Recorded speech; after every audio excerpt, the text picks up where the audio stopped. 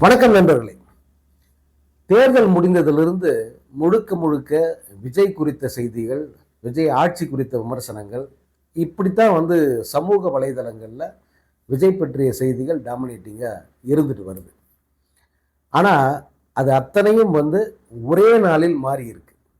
இன்னைக்கு காலையில் நீங்கள் ஒரு 9 மணிக்கு பார்த்தீங்கன்னா விஜயனுடைய ஒரு நிகழ்ச்சி லைவாக போயிட்டுருக்கு தொலைக்காட்சியில்.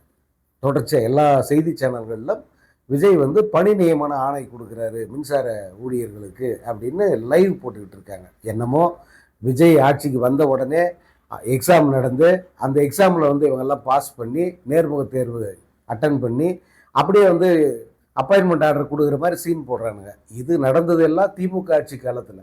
அவங்க தேர்வு ஆனது திமுக ஆட்சி காலத்தில். அவர்களுக்கு பணி நியமனம் கிடைச்சது திமுக ஆட்சி காலத்தில். அப்பாயின்மெண்ட் ஆர்டர் கொடுக்கறது மட்டும்தான் இவர் ஸ்டிக்கர் ஓட்டுறது.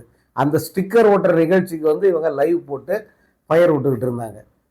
அப்படியே அப்ரப்டாக கட் பண்ணிட்டு அடுத்த நிகழ்ச்சி காட்டுறாங்க. ரஜினியினுடைய பேச்சு ஓடிக்கிட்டு இருக்கு. தர்மன் படத்தினுடைய பூஜை நிகழ்ச்சி வருது. எல்லா சேனல்களும் டப்பு டப்பு டப்புன்னு காட்சி மாறுது. விஜயனுடைய அந்த லைவ் கட் பண்ணப்பட்டு ரஜினியினுடைய இந்த நிகழ்ச்சி ஒளிபரப்பாகுது. ரஜினியின் பேச்சு ஒளிபரப்பாகுது. அதுதான் ரஜினிக்கு இருக்கிற முக்கியத்துவம். ரஜினி அப்படிங்கிற அந்த பேருக்கு உள்ள டாமினேஷன் என்ன அப்படிங்கிறத இன்னைக்கு அந்த நேரலையில் பார்த்தவங்க தெரிஞ்சிருப்பாங்க. இதில் இந்த தர்மன் பூஜை நிகழ்ச்சியில் எல்லாருமே பேசுனாங்க. எல்லாருமே மிக சிறப்பாக பேசுனாங்க. எப்போதும் போல ரஜினியினுடைய பேச்சு கவனத்தை ஈர்த்தது. அதிக பொருள் பொதிந்ததாக இருந்தது. அதிலும் அந்த பேச்சுக்கு பிறகு மீடியாக்காரங்க அவரை கேள்வி கேட்க முயன்ற போது நடந்த ஒரு நிகழ்ச்சி. அதை கடைசியாக சொல்கிறேன். ரொம்ப ஹைலைட் அதுதான். இதில் ரஜினியினுடைய பேச்சில் எடுப்புலேயே நம்ம பேசினாலும் தப்பாக இருக்குது, பேசாமல் போனாலும் வாயில் என்ன கொழுக்கட்டை வச்சுருக்காரா, பேச மாட்டேன்றாரு அப்படிங்கிறாங்க.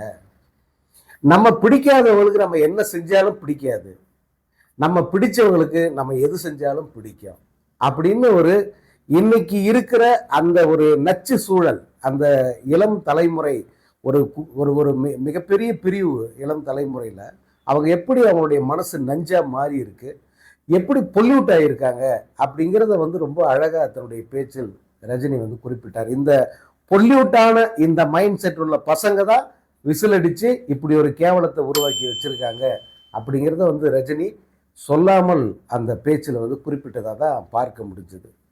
அதே போல இந்த படம் எப்படி உருவாச்சு, இந்த படத்துல எப்படி இந்த இயக்குனர் வந்தாரு, இதற்கு முன்பு எத்தனை இயக்குனர்கள் பேசப்பட்டாங்க, ஏன் அவங்கெல்லாம் மாற்றப்பட்டார்கள், இதையெல்லாம் ரொம்ப டீட்டெயிலா ரஜினி சொன்னாரு. யாருக்கும் யாருடைய மனதும் புண்படாத மாதிரி, யாரையுமே தப்பா சொல்லாம, யார் பக்கமும் தவறு இல்லை. இது முதல்ல ரவிக்குமாரை பேசணும், செட் ஆகல. சுந்தர்சியை பேசணும், அவருக்கு வேற கமிட்மெண்ட். ஆனா உண்மை காரணங்கள் வேற கூட இருக்கலாம்.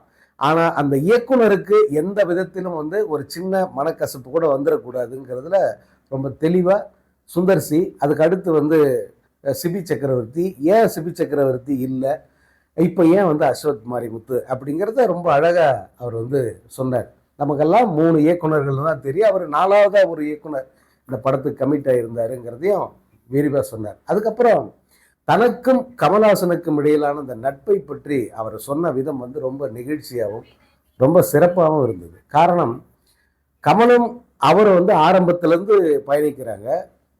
ரஜினி அவருடைய ஆரம்ப புள்ளி அபூர்வ ராகங்கள். ஆனால் அந்த டைமில் கமல்ஹாசன் ஒரு வளர்ந்து வருகிற நடிகர், ஒரு முன்னணி இளம் நடிகர் அப்படி வச்சுக்கலாம். அப்பயே அவருக்கு காதல் இளவரசன் அப்படிங்கிற பட்டப்பெயரோட அவர் நடிச்சுக்கிட்டு இருந்தார்.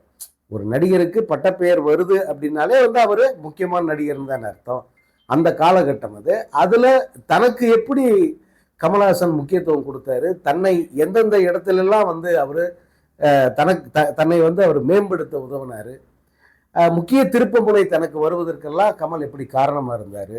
குறிப்பாக இளமை ஊஞ்சலாடுகிறது இந்த படம் பற்றி நம்ம நிறைய பேசியிருக்கோம். அதில் கமல் எப்போதும் போல கமல்ஹாசனாக வருவார். ஆனால் ரஜினி தன்னை அவர் நிரூபிக்க வேண்டிய கட்டாயம், ஒரு படி அடுத்தடுத்த படி வளர வேண்டிய கட்டாயத்தில் இருந்தவர் அவர். அதனால வித்தியாசமான முயற்சிகள் எப்படி பண்ணாரு, அந்த வித்தியாச முயற்சிகளுக்கு கமல் எப்படி இடம் கொடுத்தார். நீங்கள் உண்மையிலேயே ரஜினி இந்த இடத்துல அது வந்து மிகப்பெரிய ஒரு மனசு. நீங்கள் கமலை பற்றி 1000 விமர்சனம் இருக்கும், அது வேற விஷயம். ஆனால் ஒரு நடிகர் தன்னோட நடிக்கிறாரு, அவர் தன்னை விட டாமினேட் பண்ணுற மாதிரியான வேலையை பண்ணுவார் அப்படின்னு தெரிஞ்சும் கூட அவரை அக்காமடேட் பண்ணுறதுங்கிறது ஒரு பெரிய விஷயம். அதை வந்து கமலஹாசன் தொடர்ச்சியாக செஞ்சுருக்கார் பல படங்களில். அவங்க இருவரும் இணைந்து நடித்த ஒரு 17-18 படம் இருக்குது. அந்த படங்கள்லாம் பார்த்தீங்கன்னா ரஜினி வந்து just like that Kamalai dominate பண்ணுவார். பல படம் இப்போ இளமை ஊஞ்சலாடுகிறது நிறைய காட்சிகளில் நீங்கள் அதை பார்க்கலாம். கமலஹாசனை வந்து அதில் டம்மியாக்கி இவர் தான் வந்து பெரிய ஸ்கோர் பண்ணுவார். அவளை பிடித்தான்லேயும் வந்து இவர் தான் அதிகமாக ஸ்கோர் பண்ணுவார். நினைத்தாலே இனிக்கும் படத்தில் கமல் ஹீரோன்னா கூட ரஜினிக்கு தான் அதிக முக்கியத்துவத்தை பாலச்சந்தர் கொடுத்த மாதிரி தெரியும். நீங்கள் படம் பார்த்தீங்கன்னா அதுலேயும் அந்த சிகரெட் தூக்கி போடுற ஸ்டைலு, அதுக்குன்னே ஒரு காட்சி வச்சிருது. எல்லா பாடல் காட்சியிலையுமே வந்து ரஜினி அந்த இன்ஸ்ட்ருமெண்ட் வாசிக்கிறத வந்து அவர் காட்டின விதம் எல்லாம் பார்த்தீங்கன்னா ரஜினிக்கு அவ்வளோ பெரிய முக்கியத்துவம் இருக்கும். இது எல்லாத்தையும் அனுமதிச்சது யாருன்னா கமலஹாசன். எல்லாத்தையுமே வந்து பரவாயில்ல, அவர் அப்படி பண்ணாதான் நல்லா இருக்கும், வித்தியாசமாக பண்ணட்டும் அப்படின்னு சொல்லிட்டு ரஜினியை அனுமதிச்சிருக்காரு. அது மிகப்பெரிய விஷயம். அதை வந்து ரஜினி இப்போது வரைக்கும் மறக்காமல் இருக்கார். நான் வந்து என்னுடைய பல வீடியோக்களில் வந்து சொல்லியிருப்பேன், ஏன் ரஜினி கமல் நட்பு இவ்வளோ முக்கியத்துவம் வாய்ந்ததாக இருக்குது, ஏன் கமல்ஹாசன் வந்து ரஜினிக்கு இவ்வளோ முக்கியத்துவம் தர்றாரு, ரஜினி ஏன் கமலுடைய நட்பை பெருசாக மதிக்கிறார் அப்படின்னா இதெல்லாம் காரணங்கிறத நான் பல பேட்டிகளில் சொல்லியிருக்கேன். ஸோ அதை வந்து ரஜினி இங்கே சொல்லி கேட்டுறார். அதில் வந்து அந்த ஆடுபுலி ஆட்டம் படத்தில் வந்து புல்லட்டில் போகும்போது ஷேவ் பண்ணுவார். புல்லட் ஓட்டிக்கிட்டு ஷேவ் பண்ணுற ஒரு காட்சி, அதை தத்ரூபமாக நடித்த ஒரே நடிகர் அவர் தான். அதையெல்லாம் வந்து ஒரு நினைவு கூர்ந்த விதம். கமலுக்கு வந்து நான் என்ன வேணால் செய்யலாம், எவ்வளோ வேணால் செய்யலாம். ஏன்னா ஆரம்ப காலத்தில் என்னை கை தூக்கி விட்டவர்களில் கமல் முக்கியமானவர்.